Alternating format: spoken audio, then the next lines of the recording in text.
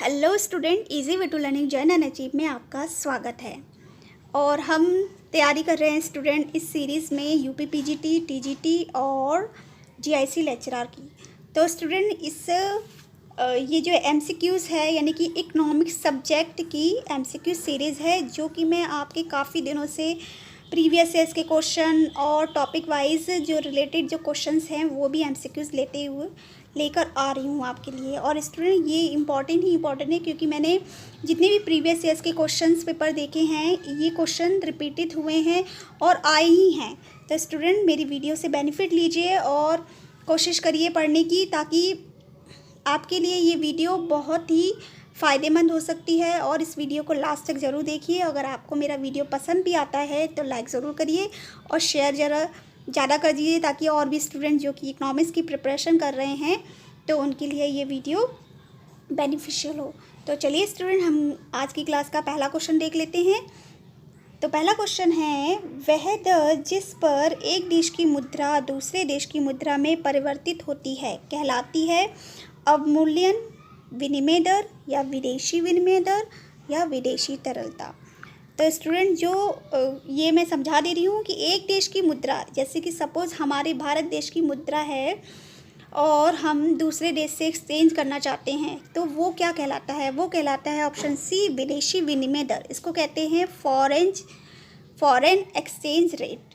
इसमें क्या होता है स्टूडेंट कि एक इकाई के बदले में हमें दूसरे देश की मुद्रा प्राप्त हो जाती है। सपोज़ $1 हमारे यहाँ पर 70 रुपये का होता है, तो इस तरह से हम एक्सचेंज करके एक देश की मुद्रा को पा सकते हैं।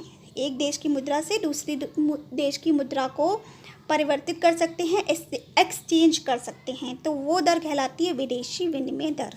नेक्स्ट क्वेश्चन देख लेते हैं, कौन सी एजेंसी सदस्य देशों में नरम ऋण देती है? ये स्टूडेंट काफ़ी बार क्वेश्चन आया है और घुमा के ये क्वेश्चन दिया गया है, तो आप ज़रूर इस क्वेश्चन को देख के जाइएगा कि ये जो एजेंसी है कौन सी एजेंसी है। पहले ऑप्शन देख लेते हैं, IDA, IMF, IAF या IFC।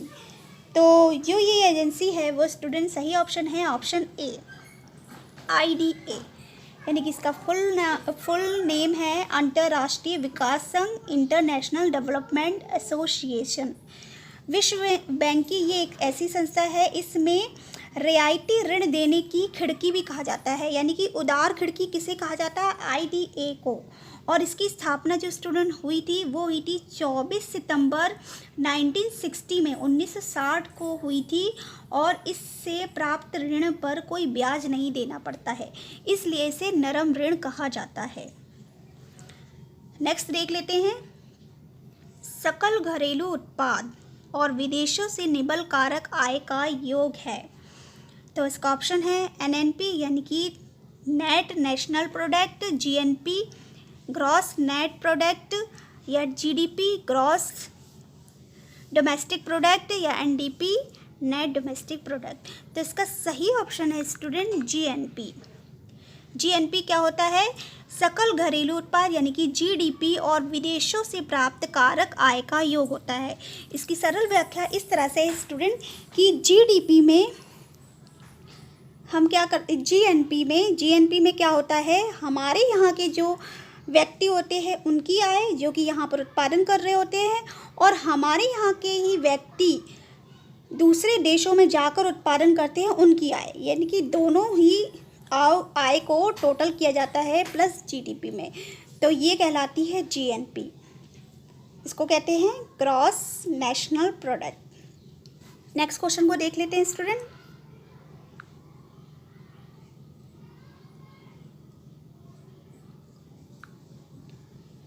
नेक्स्ट क्वेश्चन है, भारत के मुद्रा भंडारण में M1 संदर्भित है। स्टूडेंट यहाँ पर पूछा गया है M1 के बारे में, यानी कि जो मुद्रा की तरल रूप है M1, M2, M3 और M4, इसके बारे में यहाँ पर व्याख्या दी गई है। और स्टूडेंट ये इम्पॉर्टेंट क्वेश्चन है क्योंकि ये क्वेश्चन ज़रूर से आता ही आता है। M1 और M3 के बारे में पूछा ही जाता है। M3 जो होती है वो ब्रॉड मनी होती है और M1 जो होती है सबसे तरल मनी होती है। तो इसमें ऑप्शन पूछा गया है कि मुद्रा भंडारण में M1 को किससे परिभाषित करते हैं, तो ऑप्शन है डाकघर बचत निक्षेप, निक्षेप का मतलब होता है जमा, बैंक द्वारा समय जमा या कुल डाक पर जमा, या ऑप्शन डी करेंसी प्लस मांग जमा प्लस आरबीआई की अन्य जमाएं। तो इसका सही ऑप्शन है स्टूडेंट ऑप्शन डी, M1 को संदर्भित किया जाता है करेंसी प्लस मांग जमा यानी कि डिमांड ड्राफ्ट प्लस आरबीआई की जो अन्य जमा, जिसमें आरबीआई में जो जमाएं होती हैं यानी कि पैसे जो डिपॉजिट होते हैं उन सब का टोटल क्या कहलाता है, M1 कहलाता है। नेक्स्ट क्वेश्चन को देख लेते हैं स्टूडेंट। नेक्स्ट क्वेश्चन है कुल प्राप्तियों और कुल व्यय के बीच का अंतर है। कुल प्राप्तियों और कुल व्यय के बीच का अंतर है यानी कि टोटल रिसिप्ट और टोटल एक्सपेंडिचर के बीच का अंतर, यानी कि अंतर क्या है। ऑप्शन है बजट घाटा, ऑप्शन बी राजकोषीय घाटा, या ऑप्शन सी राजस्व घाटा, या ऑप्शन डी घाटे का बचत। तो इसका सही आंसर है स्टूडेंट ऑप्शन ए बजट घाटा। बजट घाटा कैसे प्राप्त होता है, कुल प्राप्तियां यानी कि total receipt minus total expenditure से हमें बजट घाटा मिलता है। नेक्स्ट क्वेश्चन देख लेते हैं। Question number 6, land problem of India पुस्तक के लेखक है। ये स्टूडेंट आया है क्वेश्चन, प्रीवियस ईयर्स के पेपर में ही आया है। लैंड प्रॉब्लम ऑफ इंडिया किसने लिखी है, तो इसका सही ऑप्शन है ऑप्शन बी राधा कृष्णन ने ये बुक लिखी है। नेक्स्ट क्वेश्चन देख लेते हैं। क्वेश्चन नंबर 7,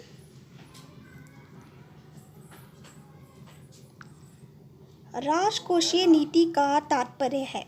राजकोषीय नीति को इंग्लिश में कहते हैं फिस्कल पॉलिसी। तो इसमें इसका अर्थ पूछा गया है, क्या होता है इसका मतलब। तो ऑप्शन ए है खुले बाजार की क्रिया, ऑप्शन बी है आरक्षित अनुपात में परिवर्तन, या विदेशों से ऋण लेना, या करारोपण और सरकारी व्यय। तो फिस्कल पॉलिसी का जो अर्थ है वो सही ऑप्शन ये है ऑप्शन डी, कि इसमें जो फिस्कल पॉलिसी में करारोपण और सरकारी खर्च के बारे में ही जानकारी प्राप्त होती है। नेक्स्ट क्वेश्चन है लाभ पारितोषिक है, यानी कि लाभ किसका फल है, भौतिक श्रम का, मानसिक श्रम का, या पूंजी का, या फिर अनिश्चितता वहन का। तो लाभ जो हमें जब मिलता है, जब हम जोखिम उठाते हैं तभी हमें लाभ प्राप्त होता है, और इसमें फर्म को जो कि साहसी होता है उसी को ये लाभ प्राप्त होता है, जो कि जोखिम उठाता है अपने प्रोडक्शन करने में। वो सारा जोखिम जो होता है वो अनिश्चितता यानी कि अनिश्चित होता है, उसे ये नहीं मालूम होता है कि वो प्रोडक्शन कर रहा है तो वो प्रॉफिट में होगा या लॉस में होगा, और जब उसे ये सब स्थितियों से गुजरना होता है तब जाके लास्ट में उसको प्रॉफिट मिलता है। तो अनिश्चितता वहन यानी कि जोखिम को उठाने का अर्थ ही लाभ है। सो स्टूडेंट नेक्स्ट क्वेश्चन है क्वेश्चन नंबर 9, राजकोषीय नीति के संबंध में कौन सा वाक्य सही नहीं है। तो ऑप्शन है राजकोषीय नीति में कर नीति और व्यय को शामिल किया जाता है, राजकोषीय नीति का संबंध सार्वजनिक ऋण और ऋण प्रबंधन से है, या राजकोषीय नीति अर्थव्यवस्था में मुद्रा की पूर्ति को प्रभावित करती है, या ऑप्शन डी राजकोषीय नीति विनिमय दर को स्थिर रखती है। तो यहाँ पर जो हमसे पूछा गया है क्वेश्चन आप ध्यान से सुनिएगा स्टूडेंट, क्योंकि इसमें ये बोला गया है फिस्कल पॉलिसी के संबंध में कौन सा ये वाक्य सही नहीं है। तो देखिए ऑप्शन ए, बी और सी ये बिल्कुल सही है, क्योंकि कर नीति और व्यय को शामिल भी किया जाता है, और ये जो रिलेटेड है सार्वजनिक ऋण और ऋण प्रबंधन से है, और मुद्रा की पूर्ति जो है राजकोषीय नीति से प्रभावित होती है। तो ऑप्शन डी इसका गलत है कि राजकोषीय नीति जो है विनिमय दर को स्थिर रखती है, क्योंकि विनिमय दर को स्थिर रखने का कार्य जो करती है वो मौद्रिक नीति करती है, ना कि राजकोषीय नीति। अब हम देख लेते हैं नेक्स्ट क्वेश्चन, क्वेश्चन नंबर 10। तो क्वेश्चन नंबर 10 में स्टूडेंट कॉलम ए और कॉलम बी ये पूछे गए हैं, तो मैंने सही कॉलम्स लगा दिए हैं। आपको बस इतना है कि ये प्रीवियस ईयर्स के क्वेश्चन में पूछे गए हैं, इसलिए मैं ये मैचिंग लेकर आई हूँ। तो इनके जो समर्थक है लागतों में निरपेक्ष अंतरों का सिद्धांत दिया था वो एडम स्मिथ ने दिया था, अवसर लागत का सिद्धांत हैबरलर ने दिया था, पारस्परिक मांग का सिद्धांत जे.एस. मिल ने दिया था, और ब्याज दर की तरलता अधिमान सिद्धांत जो है जे.एम. किन्स ने दिया था स्टूडेंट। और ये बुक जो है ये जो सिद्धांत है स्टूडेंट थ्योरी ये थ्योरिकल क्वेश्चंस ज़रूर पूछे जाते हैं, या तो मैचिंग में पूछे जाते हैं या फिर अलग से पूछे जाते हैं। नेक्स्ट क्वेश्चन है क्वेश्चन नंबर 11।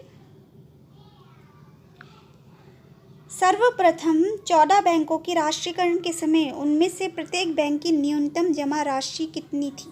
जब 14 बैंकों का राष्ट्रीयकरण हुआ था, यानी कि नेशनलाइजेशन, ये हुआ था 1969 में, और उस समय उन बैंकों की न्यूनतम जमा राशि क्या थी वो बतानी है। तो ऑप्शन ए है 25 करोड़, या option B 50 crore, option C 100 crore, या ऑप्शन डी 200 करोड़।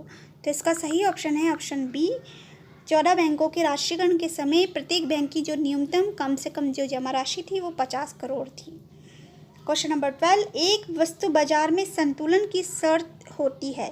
तो यहाँ पर मार्केट यानी कि जो प्रोडक्ट मार्केट होता है उसके बारे में, संतुलन के बारे में पूछा गया है कि जो इक्वालिटी होती है वो कहाँ होती है, जहाँ मांग कम होती है पूर्ति से, या मांग ज़्यादा होती है पूर्ति से, या मांग बराबर होती है पूर्ति के, या मांग अपरिवर्तित रहती है पूर्ति के।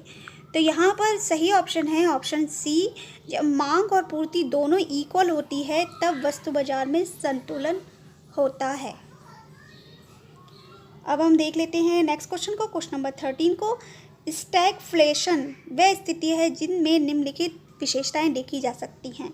तो यहाँ पर विशेषताओं के बारे में पूछा गया है कि स्टैगफ्लेशन कौन सी स्थिति है, विस्फीति एवं बढ़ती हुई बेरोजगारी, या स्थिति एवं बढ़ता हुआ रोजगार, या सतत मूल्य वृद्धि, बढ़ती बेरोजगारी, या स्थिर रोजगार एवं विस्फीति। तो स्टैगफ्लेशन एक ऐसी स्थिति है स्टूडेंट इकोनॉमी में, जब यह आती है स्थिति तो इसमें क्या होता है, महंगाई की दर भी बढ़ रही होती है और महंगाई की दर के साथ साथ बेरोजगारी भी बढ़ रही होती है। तो इसका ऑप्शन सी जो है सही है स्टूडेंट, कि मूल्य में यानी कि जो वस्तुओं की कीमत होती है उसमें भी वृद्धि हो रही होती है, यानी कि महंगाई बढ़ रही होती है इकोनॉमी में, और उसके साथ साथ बेरोजगारी भी बढ़ रही होती है। क्योंकि ये कहा जाता है, इसके विपरीत अंदाज़ा जब लगाया गया था कि जब ना महंगाई बढ़ती है तो रोज़गार भी बढ़ता है, जबकि एक ऐसी स्थिति है स्टैगफ्लेशन की कि इस स्थिति में मूल्य वृद्धि भी हो रही है, यानी कि महंगाई भी बढ़ रही है, और साथ ही साथ बेरोज़गारी भी बढ़ती जा रही है। और ये क्वेश्चन स्टूडेंट काफ़ी बार पूछा गया है, तो आप ज़रूर से ध्यान के इस टॉपिक को पढ़ के जाइएगा। अब हम देख लेते हैं नेक्स्ट क्वेश्चन को।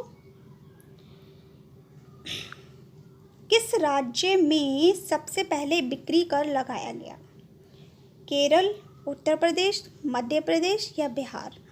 तो बिक्री कर जो सबसे पहले लगाया गया था, ऑप्शन सी इसका सही है Madhya Pradesh.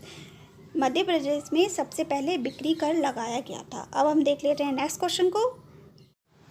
So student question number 15 में पूछा गया है कीन्स के रोजगार सिद्धांत का प्रारंभिक बिंदु क्या था? तो यहाँ पर ऑप्शन दे रखा है, पूंजीवाद सिद्धांत था, या प्रभावपूर्ण मांग था, या बचत की प्रवृत्ति थी, या उपभोग की प्रवृत्ति। तो मैं ये बता देती हूँ, कीन्स का जब रोज़गार सिद्धांत आया था तो ये 1930 की जो महामंदी हुई थी, तो एक कीन्स ही एक ऐसे महानायक थे जिन्होंने प्रभावपूर्ण मांग के बारे में, यानी कि अफेक्टिव डिमांड के बारे में बात की थी।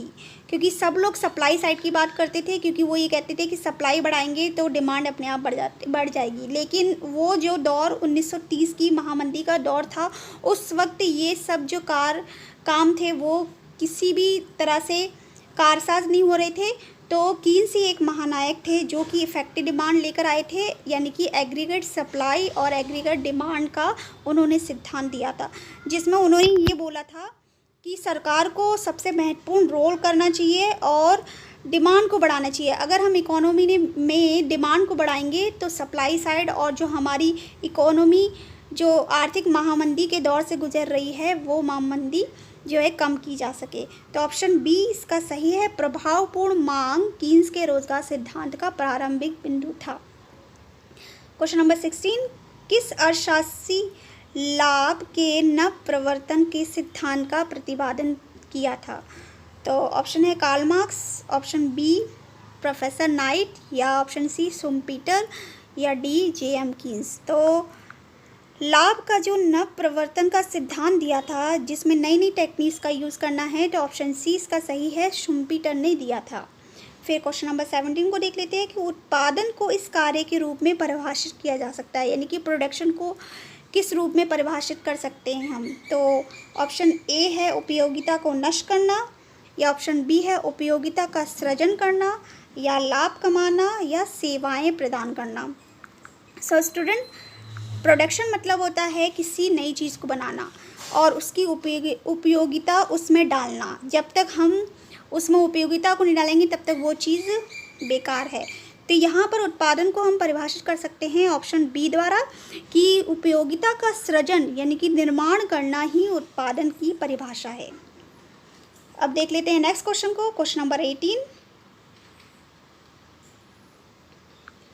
क्वेश्चन नंबर 18 में पूछा गया है, यदि कुल उपयोगिता अधिकतम हो तो सीमांत उपयोगिता होगी, अधिकतम होगी या शून्य होगी या कम होगी या ऋणात्मक होगी। तो स्टूडेंट, ये जो है ये क्वेश्चन कईयों बार आया है कि कुल उपयोगिता जब अधिकतम होती है तो सीमांत उपयोगिता कैसी होगी। और स्टूडेंट, इस पर मैंने फुल वीडियो भी बना रखा है, तो आप प्लेलिस्ट में जा सकते हैं, वहाँ से आपको इकोनॉमिक्स की ये कुल उपयोगिता के बारे में मालूम पड़ सकता है। उसमें मैंने डिटेल में डिस्कशन किया है। तो इसकी जो आंसर है ऑप्शन बी इसका आंसर है कि जब कुल उपयोगिता सबसे अधिक होती है तो सीमांत उपयोगिता जो होती है वो शून्य हो जाती है। ऑप्शन बी इसका सही है। अब हम देखते हैं 19 क्वेश्चन को, व्यापार चक्र की 4 अवस्थाएं होती हैं और इन अवस्थाओं का सही क्रम क्या है। यानी कि यहाँ पर व्यापार चक्र के बारे में बताया गया है कि वो कौन कौन सी ऐसी अवस्थाएं हैं और उनका सही क्रम क्या है। तो समृद्धि, प्रतिसार, अवसाद, पुनरुत्थान। समृद्धि ऑप्शन बी में है, समृद्धि, अवसाद, पुनरुत्थान, प्रतिसार, या ऑप्शन सी अवसाद, पुनरुत्थान, समृद्धि, प्रतिसार, या ऑप्शन डी अवसाद, समृद्धि, पुनरुत्थान या प्रतिसार। तो यहाँ पर जो स्टूडेंट मैं पहले समझा दे रही हूँ कि ऑप्शन सी जो है इसका सही आंसर है, अवसाद, पुनरुत्थान, समृद्धि, प्रतिसार। यानी कि व्यापार चक्र की जो 4 अवस्थाएं होती हैं, सबसे पहले अवसाद यानी कि मंदी की अवस्था आती है व्यापार चक्र में, फिर उसके बाद उस मंदी को रिकवर किया जाता है यानी कि पुनरुत्थान किया जाता है, फिर उसके बाद वो रिकवर हुई इकोनॉमी समृद्धि के सबसे उच्चतम स्तर पर होती है, और उसके बाद वो जब समृद्धि सबसे अधिक हो जाती है तो फिर से वो इकोनॉमी प्रतिसार यानी कि अवसाद की ओर चले जाने लगती है। तो व्यापार चक्र की जो 4 अवस्थाएं हैं वो है अवसाद यानी कि मंदी, पुनरुत्थान दोबारा से रिप्रोडक्शन होना, फिर समृद्धि यानी कि सक्सेस के सबसे उच्चतम स्तर पर, और जब महंगाई सबसे अधिक होने लगती है तो उसी तरह से इकोनॉमी जो है डगमगाने लगती है तो प्रतिसार की अवस्था में जाने लगती है। तो ये अवस्थाओं का क्रम है जो कि ऑप्शन सी इसका सही आंसर है। अब देख लेते हैं नेक्स्ट क्वेश्चन को कि मुद्रा का कार्य है मूल्य का संचय, मूल्य का माप, या विनिमय का माध्यम, या उपरोक्त सभी। तो इसका सही ऑप्शन है ऑप्शन डी सही है कि मूल्य का संचय भी होता है, मूल्य का माप भी होता है, विनिमय का माध्यम भी होता है मुद्रा का कार्य। अब देख लेते हैं next question, question number 21। Adam Smith के स्वतंत्र व्यापार के सिद्धांत का केंद्र बिंदु कौन सा था। एडम स्मिथ ने ही स्वतंत्र व्यापार का सिद्धांत दिया था, जिसमें उन्होंने ये बोला था कि इकोनॉमी में जो भी मार्केट वगैरह चल रही है यानी कि बाजार मांग और पूर्ति का संतुलन है उसको बिल्कुल फ्री छोड़ देना चाहिए, यानी कि फ्री मार्केट के बारे में उन्होंने यहाँ पर सिद्धांत दिया था, और उसमें उनका मेन जो केंद्र बिंदु था वो कौन था ये बताना है। तो ऑप्शन ए है श्रम विभाजन, ऑप्शन बी है विदेशी सहयोग, या ऑप्शन सी मांग और पूर्ति, या ऑप्शन डी सरकारी नियंत्रण। तो उनका जो मेन केंद्र बिंदु था स्टूडेंट वो था श्रम विभाजन, यानी कि श्रमिकों का डिवाइडेशन कर दिया जाए उनके सबसे अच्छे कार्य में, क्योंकि जब वो अच्छे काम में यानी कि जैसे कि सपोज कि कोई श्रमिक है और वो कपड़ा बनाना अच्छे से जानता है तो उसको उसी में ही स्पेशलाइजेशन करने दीजिए ताकि वो और अच्छे से महारत हासिल कर सके उस काम में। तो स्टूडेंट नेक्स्ट क्वेश्चन में पूछा गया है क्वेश्चन नंबर 22 में, यदि आपूर्ति वक्र ढाल धनात्मक हो तो वस्तु की कीमत में वृद्धि के परिणाम स्वरूप आपूर्ति वक्र कैसा होगा, बढ़ती हुई होगी या घटती हुई होगी, स्थिर रहती है या बढ़ती घटती या स्थिर रहती है। तो स्टूडेंट यहाँ पर आपूर्ति वक्र यानी कि पूर्ति वक्र के बारे में सप्लाई साइड वक्र के बारे में बताया गया है कि जब वो धनात्मक होती है इस टाइप की होती है तो वस्तु की कीमत भी बढ़ती जाती है। तो कीमत बढ़ने के साथ साथ पूर्ति में क्या इफेक्ट होता है, तो पूर्ति भी जो प्रोड्यूसर साइड होते हैं, जब कीमत बढ़ती है तो पूर्ति को भी बढ़ाना शुरू हो जाते हैं। तो ऑप्शन ए इसका सही है कि पूर्ति बढ़ती है। यदि आपूर्ति वर्ग का ढाल जो है धनात्मक हो तो वस्तु की कीमत में वृद्धि के परिणाम स्वरूप पूर्ति बढ़ती है। अब हम देख लेते हैं नेक्स्ट क्वेश्चन को। क्वेश्चन नंबर 23, सापेक्ष आय परिकल्पना का प्रतिपादन किया था। तो किया गया है ऑप्शन ए कीन्स द्वारा, या फिर ऑप्शन बी कुजनेस द्वारा, या ऑप्शन सी ड्यूसनबरी के द्वारा, या फिर ऑप्शन डी फ्रीडमैन के द्वारा। तो सापेक्ष आय परिकल्पना का जो प्रतिपादन किया था वो ड्यूसनबरी द्वारा किया गया है। ऑप्शन सी इसका सही है स्टूडेंट। अब हम देख लेते हैं क्वेश्चन नंबर 24 को। आय की असमानता की माप नहीं करता है, यानी कि आय की जो इनइक्वालिटी है उसकी माप कौन नहीं करता है। ऑप्शन ए है कुजनेट्स वर्ग, या ऑप्शन बी लॉरेंज वर्ग, या ऑप्शन सी गिनी गुणांक, या ऑप्शन डी विभिन्न आय वर्गों में जनसंख्या का प्रतिशत। तो इसका सही ऑप्शन है ऑप्शन ए कुजनेट्स वर्ग जो है, वक्र जो है वो आय की असमानता की माप नहीं करता है। अब देख लेते हैं नेक्स्ट क्वेश्चन, क्वेश्चन नंबर 25, अंतर्राष्ट्रीय मुद्रा कोष के अंतर्गत विशेष आहरण अधिकारों का संचालन किस वर्ष से प्रारंभ हुआ। जिसका सही ऑप्शन स्टूडेंट में बता देती हूँ, ऑप्शन सी 1970 यानी कि 1970 में एसडीआर का संचालन शुरू हुआ था, और अंतर्राष्ट्रीय मुद्रा कोष में एसडीआर सबसे इम्पोर्टेंट रहा है। अब देख लेते हैं नेक्स्ट क्वेश्चन को, क्वेश्चन नंबर 26, भारत के राष्ट्रपति द्वारा वित्त आयोग की नियुक्ति किस अनुच्छेद के अंतर्गत होती है। ऑप्शन ए 280, या ऑप्शन बी 35, ऑप्शन सी 275, या ऑप्शन डी 180। तो ये अनुच्छेद दे रखे हैं स्टूडेंट कि भारत के राष्ट्रपति द्वारा वित्त आयोग की जो नियुक्ति होती है वो अनुच्छेद 280 के द्वारा होती है। ऑप्शन ए इसका सही है कि 280 के अंतर्गत, अनुच्छेद के अंतर्गत राष्ट्रपति द्वारा वित्त आयोग की नियुक्ति की गई थी। अब हम देख लेते हैं क्वेश्चन नंबर 27 को। भारत में अधिकतम संख्या में व्यक्ति कार्यरत है कहाँ। ऑप्शन ए प्राथमिक क्षेत्र में, या ऑप्शन बी द्वितीयक क्षेत्र में, या फिर ऑप्शन सी तृतीयक क्षेत्र में, या इनमें से कोई नहीं।